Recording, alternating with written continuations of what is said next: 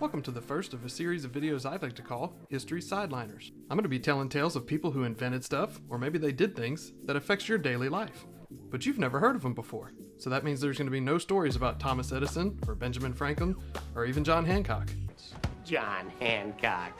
It's Herbie Hancock. Yeah.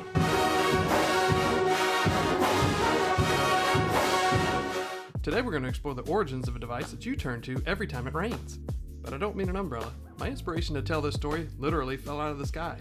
September of 25 has been in the top 10 driest Septembers in coastal Mississippi since records were started to be kept in 1893. Can I get you anything? Water would be nice. But then on the first day of October, it starts to rain. It had been so long, I kind of forgot what that was like. And what happened next inspired me to tell you this story, which begins in 1866 in a little community called Burton Hill Plantation, nestled in Greene County, Alabama. Now this place no longer exists, but it's about 10 miles southwest of what is now modern-day Utah, Alabama. Not that Utah, that Utah. Now in this tiny town on February 19th, 1866, Mary Anderson was born to John C. and Rebecca Anderson. And when Mary was only 4, her dad died.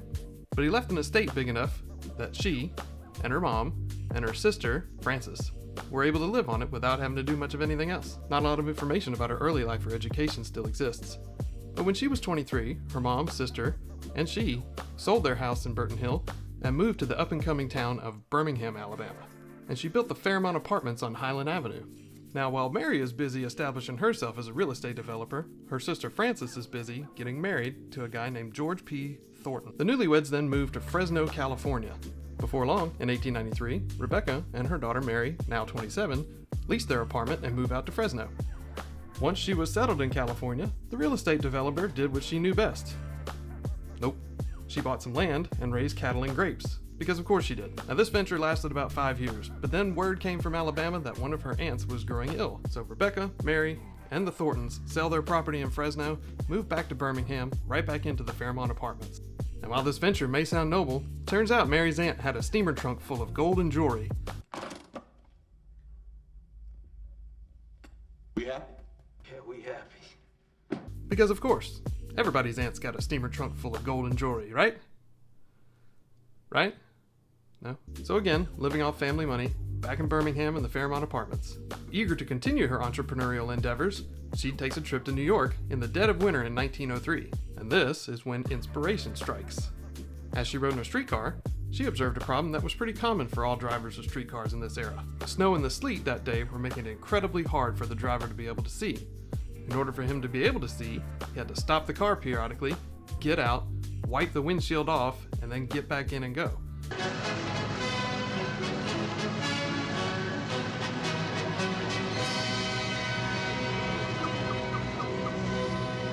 Letting the cold air in, and generally just slowing down the whole process. This was not only inefficient, but it was also dangerous, as it takes the driver's attention off of the road. This was a light bulb moment for Mary, as she recognized an inherent flaw in the early vehicles of the day. So after returning to Alabama, she did what all real estate developers / ranchers / vintners did. She put pencil to paper and designed a device comprised of a long rubber blade mounted to a spring-loaded arm that would sweep across the windshield. And of course, all this is operated by a lever inside the vehicle. That's right, this woman of many talents added inventor to her resume and designed the first working windshield wiper. So she sends her design to the U.S. Patent Office in late 1903 and gets a 17-year, strange duration, patent number 743801 for her window cleaning device. Now you would think that this revolutionary invention would immediately lead to fortune, right? Alas, that is not the case. You see, it's 1903. Cars aren't really mainstream yet. The Model T won't be produced for another 5 years. As a matter of fact, the first company she tried to sell her patent rights to declined, and they said, and I quote, "We do not consider it to be of such commercial value as to warrant our undertaking its sale."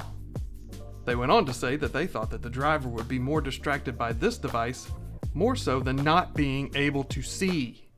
So as time goes on, people build upon and ultimately steal her idea, refining the design, adding electric motors. Her idea was even credited to a man at one point.